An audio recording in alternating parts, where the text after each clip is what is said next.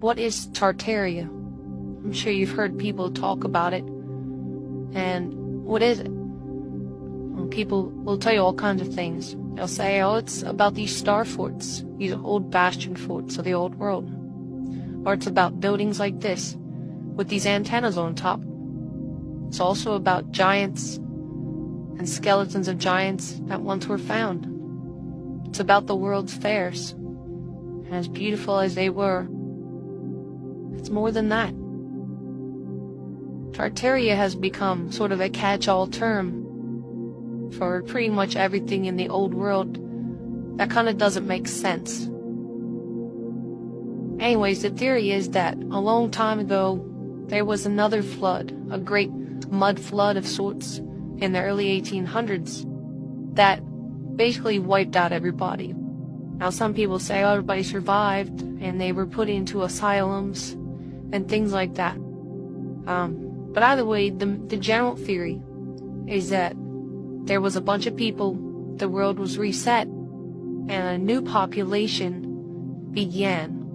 And the cities that we all live in today, the great cities like New York City and San Francisco, all these different cities, they found them. And they found them full of architecture. And that kind of spurred the so-called Industrial Revolution to where we had 1 billion people turn into 8 billion people. But we found them, and people will say that it was free masonry. It was free to us. They also say it's the land of the free. But as you go on, you'll see that it's more than just these buildings. In the 1700s, we see pictures of them using electricity. And all over the place, there's these lightning rods on the old buildings. And people will say, well, they were merely to catch the lightning. But others will say that they were used to collect the free energy in the atmosphere, and that our hidden past is full of this kind of stuff. Now, there's more to it. Some people say the earth is flat. Some people say there's a hollow earth. As you can see, there's just a whole lot to it. But in the end, you can call it what you want. You can call it Tartaria, and people will say, well, there's no proof that Tartaria existed, but there is. There's all these different maps, a lot of different old books. There's a lot of things that prove that wrong.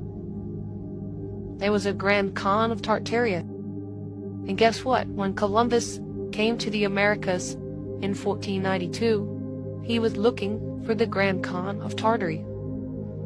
But nobody will tell you that. And no history teacher will ever say that to you. But that's where we end up. We look back and we saw all this weird stuff. And people have kind of put it all together.